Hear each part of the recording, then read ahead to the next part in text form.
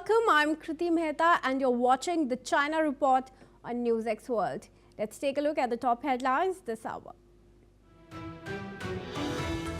Japan's defense minister says Chinese fighter jets directed fire control radar at Japanese military aircraft near Japan's Okinawa Islands in 2 incidents, condemning the move as dangerous. Hong Kong holds elections for the Legislative Council in which only candidates vetted as patriots by the China-backed Hong Kong government may run. Security was tight in the northern district of Taipo, close to the border with mainland China, where the fire engulfed 7 towers. Hong Kong election turnout in focus amid anger over deadly fire. Some residents grieve after the city's worst fire in nearly 80 years, and the authorities scramble to avoid a broader public backlash.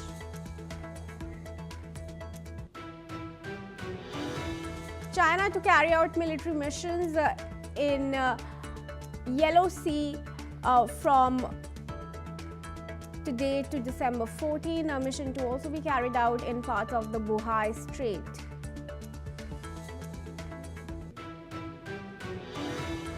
Australia activates disaster relief for residents impacted by wildfires that have burnt properties, infrastructure and thousands of hectares of bushland in the country's most populous state. More than 60 wildfires were burning in New South Wales.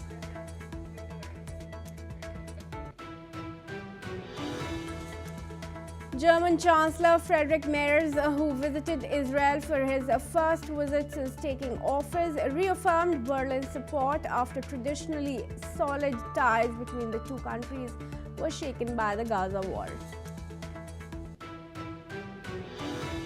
U.S. Defense Secretary Pete Hegseth doubled down on his defense of his U.S. military strikes on alleged drug cartel boats in the Caribbean, arguing Donald Trump has the power to take military action as he sees fit.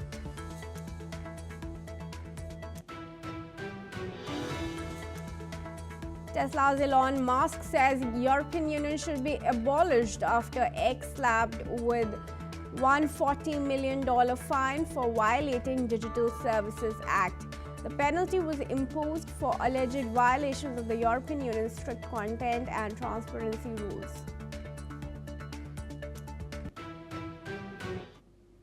And viewers, let's start the bulletin with the top focus story here on China Report.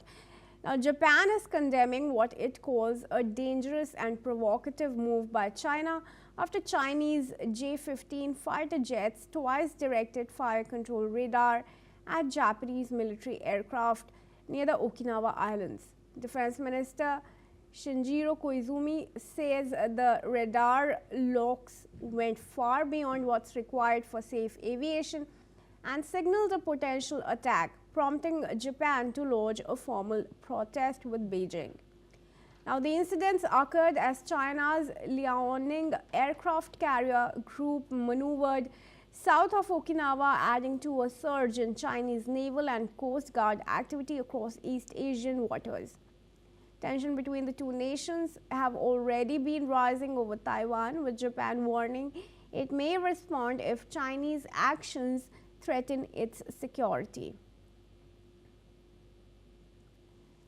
And now joining us in this bulletin this morning here in India is Dr. Tomohiko Taniguchi, former advisor to late Prime Minister Shinzo Abe, joins us live from Tokyo. Thank you for joining us, Dr. Taniguchi. How are you seeing this Chinese aggression?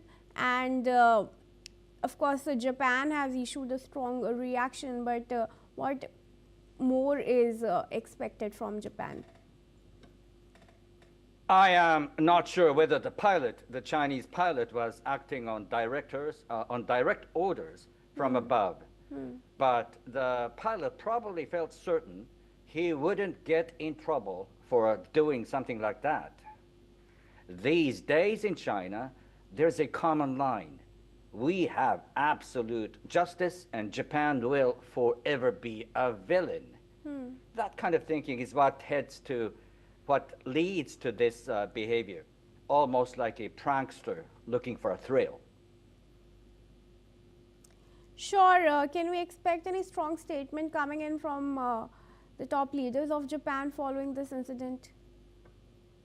Already, the defense minister has issued protest and sent it through diplomatic channel to Beijing. I'm not sure if further actions or words will be coming out from the Japanese leaders. But this is not an isolated incident. The Japanese Air Force has scrambled against incoming Chinese aircraft almost on a daily basis.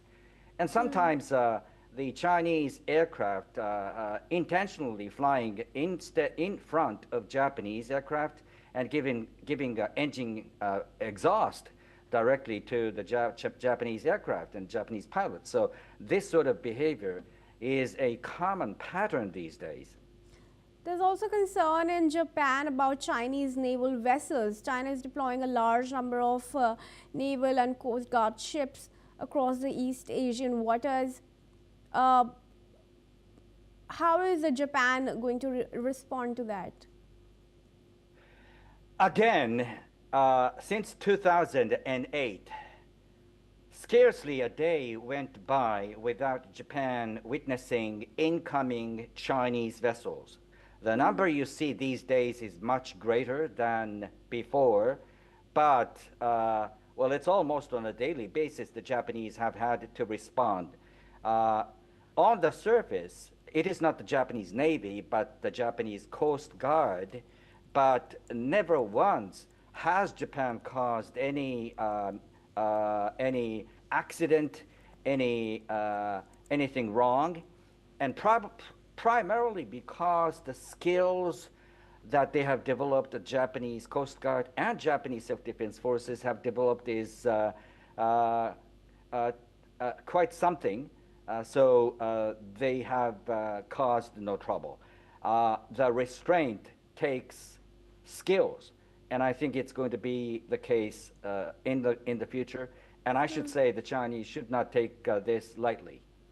Right, and what would you comment on the ongoing spat with Japan over the Taiwan issue? Of course, this entire incident and Chinese directed fire control radar at Japanese aircraft is happening when there's also an diplomatic spat over the Taiwan issue. Well, this is not going to be solved anytime soon. Of course, Taiwan threat is going to pose very much, is going to pose a threat, survival threatening sort of threat for the Japanese. And it's not something that Japan could give in or give up. So the diplomatic spat is going to continue. But in the meantime, just has been the case between the United States and China, where trade deals seem to be going on to be set in coming months. We must stay calm. I mean, the Chinese and Japanese stay calm and strike a balance, good balance for both nations. All right. Dr. Taniguchi, thank you for your comments there, but I request you to stay on as I'd like your opinion going forward. Viewers, let's also tell you that Hong Kong leader John Lee is urging residents to turn out and vote in today's Legislative Council election, calling it a vote for reform and a show of unity following the city's deadliest fire in nearly 80 years. After casting his ballot, Lee said that every vote represents support for ongoing reforms. Let's listen into what was said. 立法會好多權力，我哋一定要同立法會合作，例如審批撥款啦、制定新嘅法例等等，大家一齊將我哋喺現有制度嘅一啲漏洞去填補阻塞，鞏固我哋嘅整體城市更安全，讓市民生活得更安心。所以今次係我哋一定係要所有選民都今日出嚟投票，因為呢一票係代表我哋推動改革嘅一票，係代表我哋守護災民嘅一票，亦都係代表我哋凝聚力量、共同前行嘅一票。多謝大家。And turnout is being closely watched as only candidates vetted as patriots by the China-backed government are allowed to run. The election comes less than 2 weeks after authorities said substandard building materials used in the renovation of a high-rise real estate helped fuel the blaze, an incident seen as a key test of Beijing's tightened control over the city. And I now request Dr. Taniguchi to join us back in this discussion here. Dr. Taniguchi, of course, crucial that Hong Kong is holding elections for its council, coming right after the fire incident, the tragedy that killed more than 150 people. What do you think that is, how is that going to impact this election? There will be different ways to react. Some might be more faithful to the Hong Kongese government and help the authority build better standards for fire prevention and residential zoning and so on and so forth. But others may be in a huge, deep political apathy because, as has been told, members of the parliament are chosen, carefully chosen, by the Chinese Communist Party, representing their Chinese Communist Party's intentions and design. So I think there will be two groups, apathy and a little bit more helpful and faithful. Do you think the election is going to be a test for Beijing's control over Hong Kong, as many have gone on to say already? This is not a one-off event. It's an ongoing process. Already, the democracy, which deserves its name, no longer exists in Hong Kong. So younger generation of the Hong Kongese has already been very much disappointed by what's gone on for the last couple of years. So the more to come, the less, not less, but the more to come from Beijing to further pressurize the Hong Kongese political discourse. One final question that I'd like to take up with you now. It says that only patriots are allowed to run for the vote. How does China define a patriot? How does the government vet individuals as patriots and then allow them to contest election? Well, patriots must be very much faithful to Chinese anthem, Chinese national flag, and what the Chinese Communist Party wants them to believe. So that's how patriots are being defined these days in Hong Kong. All right, well, thank you for your comment for now and for joining us here at NewsX World, Dr. Taniguchi. And with that, viewers, we now move on. Hundreds of protesters have gathered in London, urging the UK government not to allow China to build a vast new embassy complex in the capital.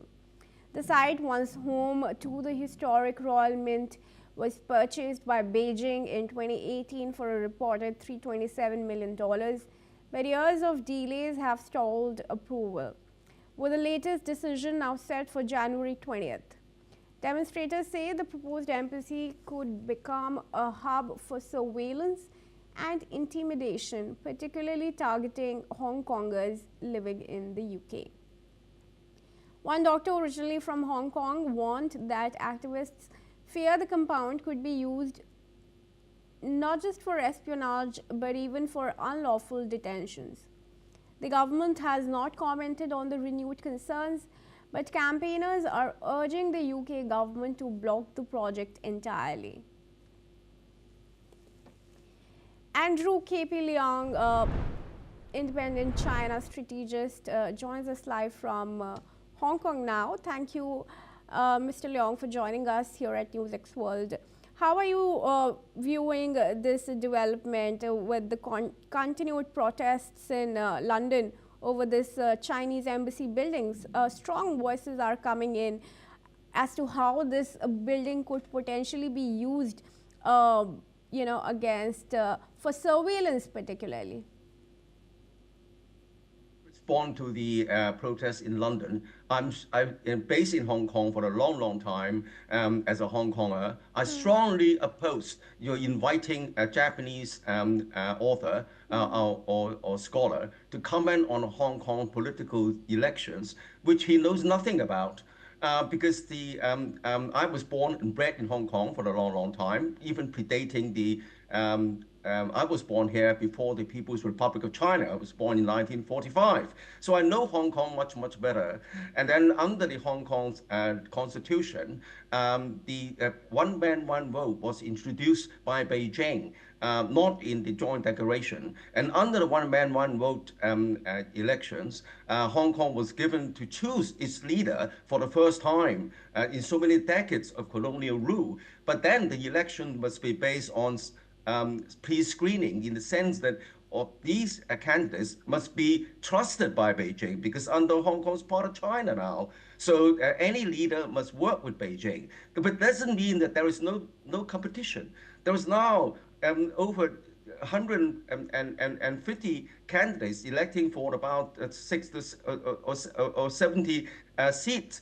And then I think that comes a time with a fire, and Hong Kong needs to unite themselves against this tragedy, and also to do constructively, contribute constructively to the reconstruction of Hong Kong and addressing this huge challenge to a densely populated Hong Kong with high rises. Now I come to the London question. Well, the embassy is, of course, whether the site was approved depends on the London's authorities. The site was a former historic site. Is the Royal Mint. In other words, is the site used for minting London's, the UK's coins. It's a huge historical significance in a financial center, the world's largest financial center. So that's point number one. Point number two, there has been a rising tide of anti-China sentiments in the UK administration and various parts of the people. Because there is a lot of twisted rhetoric, as highlighted in your panel, various other speakers. They don't understand China. I mean, of course, China is a one-party rule. But then it doesn't mean that there is no election in China. In the villages, for example, the leader of each village is elected by popular vote every 3 years. It is enshrined in China's constitution. And the villages in China amounting to 500 million people in 990 villages throughout China. 900 million is bigger than many countries, bigger than the United States. And then, of course, China, of course, is now has caused the dramatic transformation of the lives in human history. For the past 40 years, the Chinese people's lives have changed beyond recognition. Elections is only a process. The outcome depends on to what extent the people's life have been improved. And on that front, according to the Harvard Kennedy School study 2 years ago, according to the New York-based Edelman Trust Barometer, according to the Ipsos-based, the Paris-based Ipsos IPSOS, they all look at how various governments people respond to their government. China's ranks tops multiple ranks above the so-called democracies. That doesn't mean that China's model can be replicated by many countries. That doesn't mean that China is going to export this model. But then to say that China's government is illegitimate, is somehow suffers a deficit, is a travesty of truth. Anyway, coming back to London, I think that apart from this misunderstanding of China and the historical site, obviously there are very other protests, and there are, of course, other activists trying to stir up the protests against China. This is understandable. But at the end of the day, it's up to the London authorities to decide whether to allocate this site to build a Chinese embassy. After all, another a significant factor is that this new Chinese embassy is going to be the biggest in Europe. And the thing, and because of the anti-China sentiment, there is a reaction against this, what is perceived of China's extension of its influence. So again, all these factors must be considered. Just want to follow that up with asking your opinion on how do you think this is going to impact the UK and China relations, because this project was being seen as if it was a choreographed one that in fact Keir Starmer had high hopes from. Well, I don't think that this is going to dramatically change the UK stance to China. Look at what the Prime Minister Starmer recently said. On the one hand, he's playing up the China threat. In fact, as I said on this panel earlier, what is the threat? What's the national security threat? China is not about to invade the United Kingdom. China is not trampling on the UK nationals because it's the UK's own jurisdiction. So what is the China threat? But on the other hand, of course, China's influence is perceived to impinge upon the Britain's transatlantic alliance with the United States, who of course views China as the greatest threat to American dominance, particularly in the Asia Pacific, along with its allies, including Japan and South Korea, but also the UK and the so-called Five Eyes alliance. So the United Kingdom wants to show that it's part of this alliance, in spite of the fact that the United States is imposing unilateral tariffs on UK as well and on other European countries. So I think in this kind of mixed dynamics in the world, the United Kingdom wants to recalibrate this relationship with China, as indeed other European countries. Not to embrace China entirely, because there is also a popular perception of a China's threat, but on the other hand, trying to doubling down on what they perceive as anti-China kind of measures, including suspicions of espionage and all sorts of things. But on the other hand, trying to build a more productive relationship and on trade and investment and other matters with China. All right. Well, for now, I thank you for joining us, Mr. Leong, and giving your comments there. And we move on, viewers. The Chinese Dalian Maritime Safety Administration has released a navigation warning notice stating that military missions will be carried out between 4 p.m. China Standard Time today to 4 p.m. on December 14 in parts of Bohai Strait and the northern waters of the Yellow Sea. The notice has added that during this period, the concerned waters will be off limits. The Bohai Strait is a key waterway connecting the Bohai Sea, a northwestern extension of the Yellow Sea, to the open ocean.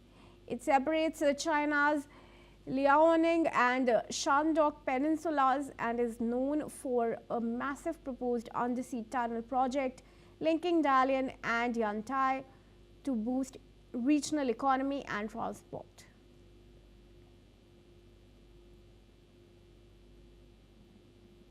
Meanwhile, the Chinese Defense Ministry has also said that China and Russia have held their third round of joint anti-missile drills on Russian territory in early December.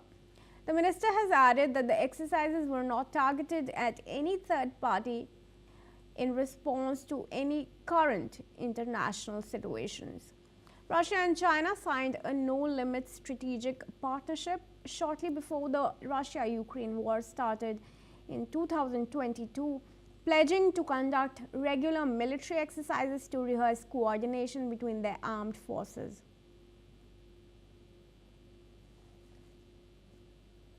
And now up next, viewers, Japan's Prime Minister Takaichi is pledging to restart humanitarian visits by former Japanese residents to the Russia-controlled northern territories. This has sparked a debate. The promise came during a meeting with Hokkaido Governor now Michi Suzuki and representatives of displaced families, with Takaichi stressing that many former residents are now in their 90s and that no more time can be wasted. The 4 disputed islands were seized by the Soviet Union at the end of World War II and remain central to a sovereignty dispute that has prevented Tokyo and Moscow from signing a peace treaty. Analysts say that relations have sharply deteriorated since Japan backed Ukraine and joined the Western sanctions, leaving no chance of visits resuming for now.